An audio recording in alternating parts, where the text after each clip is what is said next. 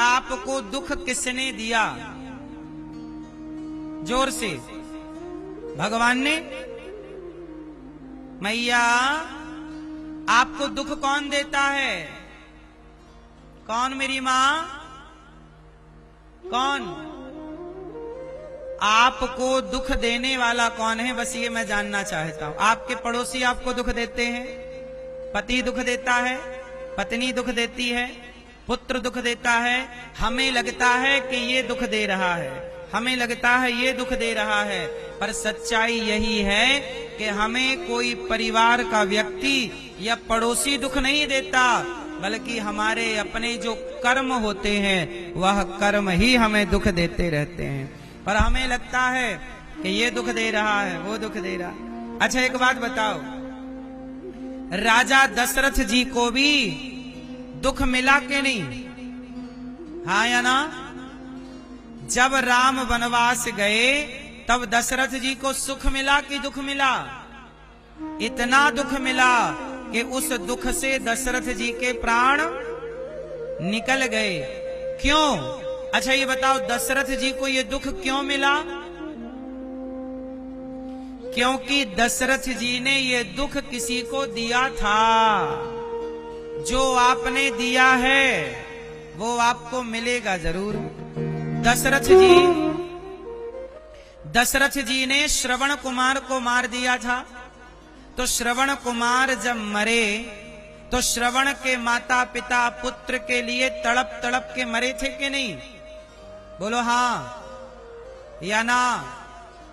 जब श्रवण कुमार मरे, श्रवण को बाण मारा दशरथ जी ने, तो श्रवण कुमार जब मरे तो उनके माता पिता मरे कि नहीं? बोलो हाँ, हाँ या ना? तो जरा सोचिएगा कि जब कर्मों का फल श्रवण कुमार को मारने से उनके माता पिता तड़प तड़प कर मर गए, तो दशरथ जी को शाप लगा। श्रवण के माँ बाप ने कहा कि दशरथ जी, जैसे पुत्र के लिए हम तड़प तड़प के मर रहे हैं, आपको भी पुत्र के लिए तड़प तड़प करके मरना पड़ेगा। और भगवान के पिता को भी कर्मों का दंड भोगना। इसलिए मेरी माँ, जब कोई आपको दुख दे तो आप ये ना सोचा करो कि मुझे वो दुख दे रहे हैं, ये हमारे अपने कर्मों का, जोर से, हमारे अपने कर्मों का। हाँ, कर्म फल भोगे बिना रे तुम स्वर्ग जाने की बात करते हो। कर्मों से भागो ना। इसलिए कहता हूं मेरी माँ, जैसा हम बोते हैं इसलिए गलत कर्म करना छोड़ दो।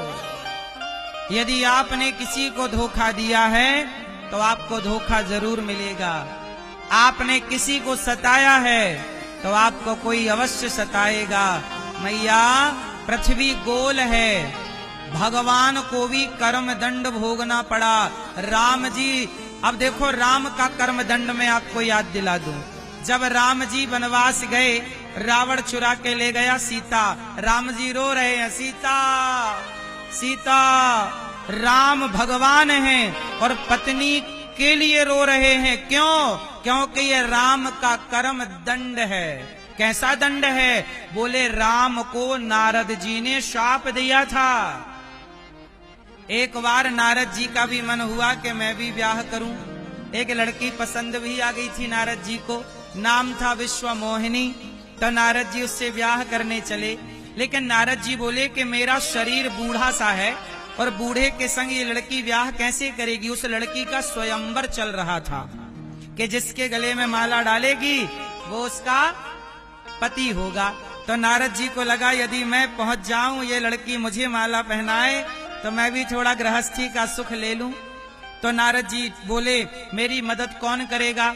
तो भगवान विष्णु के पास पहुंच गए और भगवान श्री हरि से कहा कि हे प्रभु, आपन रूप देहु प्रभु मोही। नारद जी बोले कि हे प्रभु, जरा आप अपना वाला रूप, आप बहुत सुंदर है ना भगवान, बहुत सुंदर हैं। तो कहा कि जरा आप अपना वाला रूप हमें दे दो।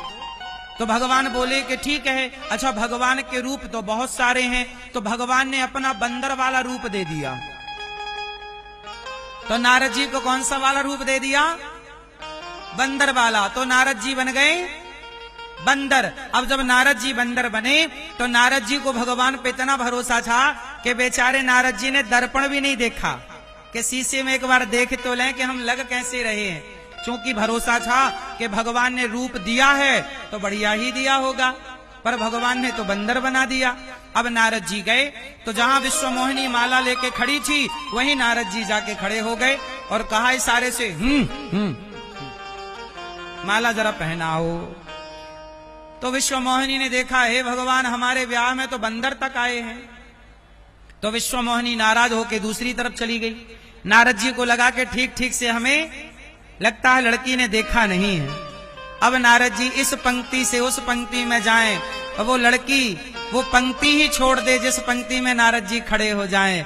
जिस पंक्ति में नारद जैसे महान पुरुष हो, भगवत भक्त हो, वहां किसी स्त्री की सुंदरता का कोई जादू चल ही नहीं सकता। इसलिए वो काम छोड़ छोड़ के लाइन भागता रहा। अच्छा, नारद जी उस पंक्ति पे जाके खड़े हो गए। जब बार बार नारद जी ने देखा कि ये माला नहीं पहना रही है, तो शिव के गणों ने इशारे से कहा, नारद जी एक बार अपना मुंह तो देखो। नारद जी ने मुंह देखा तो बंदर का। अब नारद जी को बड़ी गुस्सा आई। तब तक भगवान विष्णु प्रकट हो गए और विश्वमोहिनी ने माला भगवान विष्णु को पहनाया। भगवान विष्णु को देखकर नारद जी आग बबूला हो गए। वाह, खुद के 16,108 ब्याह करा लिए और मैं एक कराने जा रहा था तो उसमें भी अड़ंगा लगा दिया, एक ब्याह नहीं कराने दिया। और खूब डांटे भगवान विष्णु को नारद जी। बोले हमारा ब्याह नहीं करने दिया, हमें बंदर का बना दिया और हम पत्नी के लिए तड़प रहे हैं। जाओ भगवान विष्णु, हम आपको शाप देते हैं कि जैसे हम पत्नी के लिए तड़प रहे हैं, आपको भी पत्नी के लिए रोना पड़ेगा, और जैसे बंदर मुझे बनाया, आपको भी बंदरों की सहायता लेनी पड़ेगी। तो नारद जी के शाप को सच करने के लिए भगवान विष्णु ने राम अवतार लिया और राम बन करके बंदरों का सहयोग लिया और पत्नी के लिए। अब राम जी खोज रहे हैं सीता, रावण ले गया ना चुरा के, सीता सीता कहाँ हो? राम जी पागलों की तरह। क्यों? नारद जी का शाप है, भगवान ही क्यों ना हो, कर्म भगवान का भी पीछा। हाँ,